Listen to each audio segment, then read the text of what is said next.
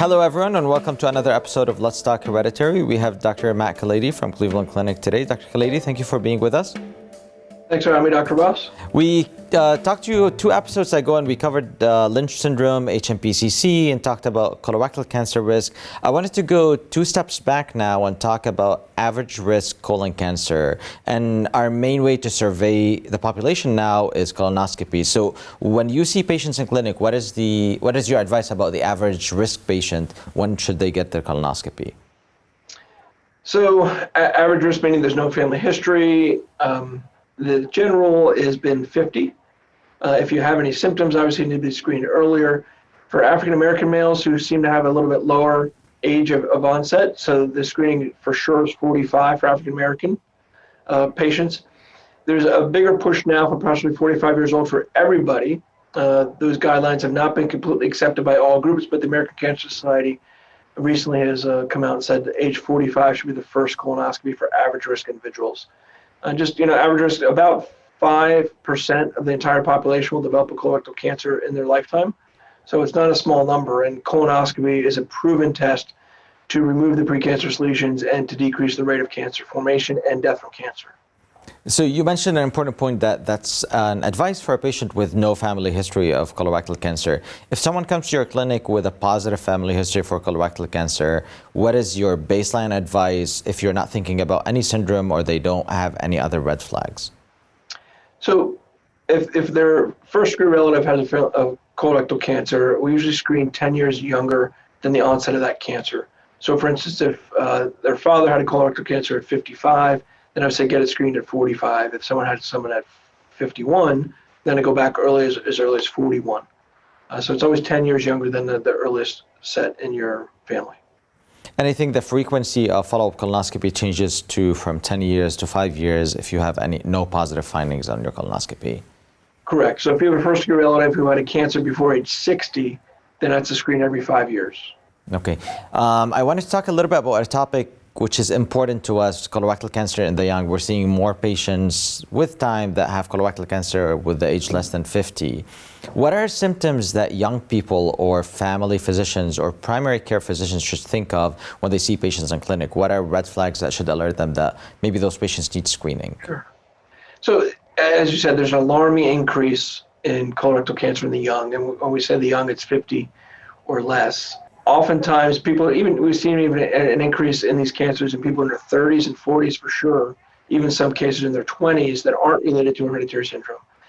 And a lot of this is often blown off, and we get things at more advanced stages than we do otherwise because people look at symptoms, it's nothing, it's hemorrhoids, there's no kind of problem, and people don't look at it. So people who present with bleeding, with bowel movements, any bleeding is not normal.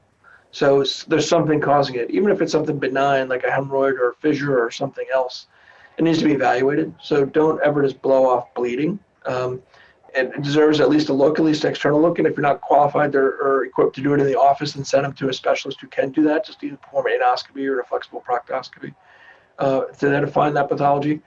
If someone's having pain with bowel movements or they have a change in their bowel movements, the caliber of their stools is getting a little thinner, abdominal pain, anything at all, just shouldn't be ignored. I think the best advice, even if you're in your 20s and 30s, if you have something that doesn't seem right, get it looked at by a professional. You're a person that takes care of people with hereditary colorectal cancer. What is the percentage of all presenting patients with colorectal cancer that could have a hereditary syndrome or a genetic pathogenic mutation? Sure. So all colorectal cancers across the board, about 30% probably have some sort of genetic or hereditary component to it, not always picked up. Of known syndromes where have a known diagnostic or a known gene defect that causes it, it's about 3 to 5%. And that's for patients older than age 50 or more than age 50. Does that percentage change for younger patients? Sure, that's all comers. So all comers have that risk. As you get younger, you think, well, there's probably a little bit more bias towards having hereditary syndromes, but there's been some studies that looked at this, and about 15% of all cancers under age 50 are associated with the hereditary syndrome. Other things that kind of predispose to cancer at younger ages are inflammatory bowel disease, such as ulcerative colitis or Crohn's, and about 15% of people less than age 50 with the colorectal cancer actually have an explanation by inflammatory bowel disease. And then there's 15% that have a family history or so. Even if it's not a defined genetic component to it, there is a family history. So about 45% of all cases that are under age 50 can be explained by some sort of rationale. And 55 are completely sporadic, and we don't know what that's caused by. It could be diet, it could be lack of exercise, it could be something in the environment. And there's a lot of intense research going on right now to try to figure out what causes those things. Dr. Lili, when you see patients in your clinic and you're just looking into their symptoms or their findings on colonoscopy or their family history, what are highlights or red flags that tell you I should consider genetic testing or at least refer this patient to see a genetic counselor? So any kind of family history of colorectal cancer, other kind of Lynch syndrome-related cancer, endometrial cancer, stomach cancer, family cancer or family history cancers at a younger age, polyps at a young age for that particular patient, or anybody who has a cancer less than age 50. There was a study out of the state of Ohio. There was an initiative, a collaborative group called the Ohio Colorectal Cancer Prevention Initiative that was run out of Ohio State, in which we collaborated in. They looked at thousands of people across the state of Ohio in cases, and they had panel testing on those people. Of people who were less than age 50, there were 450 of those people in the study who had multi-gene panel testing. And of that group, 16% had some sort of explainable pathogenic variation that can explain a syndrome with that. So 16%. And of that group, 33% of them would have not met any criteria for genetic testing. So just the simple fact of being under age 50 puts you at an increased risk, whether you have any kind of family history or anything or not. So anybody under age 50, we send for genetic counseling and testing also. Since we're talking about cancer, I wanted to ask you about microsatellite instability a little bit and what does it mean to us clinically, since it's almost a clue for us to look into Lynch syndrome when we're looking into the universal screening protocol, but does it have any clinical correlation or does it mean anything to you as a colorectal surgeon other than Lynch syndrome? Sure. So there are a couple things with MSI. So microsatellite unstable tumors, one is a marker for Lynch syndrome or doesn't necessarily mean it is Lynch syndrome, but it's a marker, and about 20% of people with MSI-high cancers will actually have Lynch syndrome as well. So that's a red flag if you're testing the tumor that suggests you should go further, do germline testing on that patient. But there's also other things. So MSI-high tumors have a different prognosis than microsatellite stable tumors, so just some information for the patient. They have a better prognosis overall, but then they don't respond as well to 5-FU alone-based therapy. And in fact, people with stage 2 colon cancers should not get 5-FU-based therapy alone based on NCCN guidelines and some of the outcome measures. But then actually, most importantly, I think now in this day and age is immunotherapy. So microsatellite instability is associated with hypermutability of the tumors and multiple mutations in the tumors.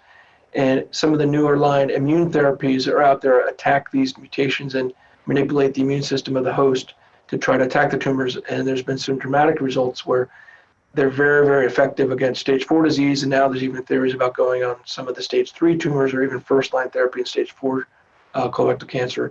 And the microsatellite unstable tumors are the ones that respond best to these immune therapies. We talked about hereditary syndromes with you this episode and the past couple of episodes, but I wanted to ask you a question about colorectal cancer in general. For patients who are listening to you and who have one of those syndromes but then end up developing colon cancer or rectal cancer, do you mind just briefly in bullet points telling us what is the staging or the workup for a patient diagnosed with colon cancer? And then we'll talk about rectal cancer. Sure. So colon cancer, the cornerstone of treatment for colon cancer is surgery. And then based on what we find afterwards, you do different kind of workup and evaluation if you need other therapies. But the initial staging is pretty straightforward. You get a CT scan of the chest, the belly, and the pelvis. And that looks for, is there any other kind of, is the cancer gone anywhere else? Is it in the liver? Is it in the lungs? Is there something else that we've seen? Because if it is gone to other places outside of the colon, then that's considered a stage 4 tumor, which still may be curable, but the sequence of therapy may be different. And often people with stage 4 disease will get chemotherapy first before having surgery. If there's no evidence of distant disease, you go right to surgery. We do a segmental resection, usually that part of the colon outside of a hereditary syndrome. And then we look at everything under a microscope. And if there's lymph nodes that contain tumor, when we do the surgery, we take all the draining lymph nodes of that segment and evaluate them too. And if there's cancer in the lymph nodes, that makes it a stage 3 disease, and those people usually benefit from chemotherapy. So that's the overall kind of staging approach and the treatment. One other thing I didn't mention, we usually get a blood test called a CEA. It's a serum blood test that is a marker for colon cancer. It's not always elevated, but we get a baseline before treatment. And then as surveillance afterwards, when we're doing surveillance after the surgery, we measure that CEA level as well and see if it changes from where it was from baseline. We always group colorectal cancer and say as one word, but we know colon cancer and rectal cancer are almost completely different, and the way we manage rectal cancer is different than colon cancer. Do you mind just highlighting to us what is the staging for rectal cancer and what is the broad management for rectal cancer as well? So rectal cancer staging is a little bit different because the treatment options are different. One of the challenges to rectal cancer is it's in the bony confines of a small pelvis, and there's a higher rate of local recurrence and sometimes difficult even surgically in a big bulky tumor or in a tough pelvis to get things out. So we do staging a little bit differently because some people benefit from radiation and chemotherapy before surgery. So the staging, like we do for colon cancer, we look at a CT scan of the chest and the belly as well to see if it's gone anywhere to the liver or lungs. But in the pelvis, it's a little bit different. We do an MRI of the pelvis, and an MRI will tell us two main things. It'll tell us the tumor and how deep it goes into the wall, because you can really distinguish the layers of the rectal wall. And as it goes deeper into the wall, that's the T stage. And the T can be 1, 2, 3, and 4. And then also looks at the lymph nodes around the rectum itself in the area called the mesorectum. And you can tell if the lymph nodes look abnormal. So that also gives a nodal stage. So there's a T stage and an N stage to those two things. And if you have N positive or stage 3 disease by definition clinically, or if you have a T3 or a T4 tumor, regardless of your end stage, those people also would benefit from chemoradiation. We know that chemoradiation up front in those patients has much less local recurrence combined with surgery. So there's a clinical staging with rectal cancer that changes our treatment algorithm, whether we do surgery first or chemoradiation first. Now, it's also complicated. There's 3 main cornerstone treatments to rectal cancer. It's surgery, chemotherapy, and chemoradiation kind of combined therapy. And the sequence of that has changed. Traditionally, we've done chemoradiation followed by surgery, followed by adjuvant chemotherapy. Now we're moving to more protocols that seem to have a better outcome for patients, doing chemoradiation up front. If they do well and have a decent response to the treatment, we undergo systemic chemotherapy as kind of a neoadjuvant chemotherapy. That combination of things is called total neoadjuvant therapy, and then go to surgery from there. And those people have a better overall outcome and better or decreased local recurrence. There's also another fact that there's a percentage of people, probably about 25, 30% of people who go through all the neoadjuvant therapy, and then there's no recognizable tumor left. So no tumor in the rectal wall, no tumor on imaging, no tumor on exam, no tumor on endoscopy. And those people, we actually are offering them now a non-operative management called a watch and wait or an active surveillance program, where we watch and just instead of doing surgery, which can have some morbidity to it, particularly lower tumors where people end up with a colostomy, and we can avoid those kind of things and then watch them very closely. And the data is still being formed, but of those people that we go into that surveillance program, about 80 to 85% of them will have long-term survival without ever needing any kind of surgery. Dr. Khalidi, thank you for being with us today, and thanks for all the information. Thank you everyone for listening, and if you have any questions or concerns, please reach out to us, and we'll see you in another episode.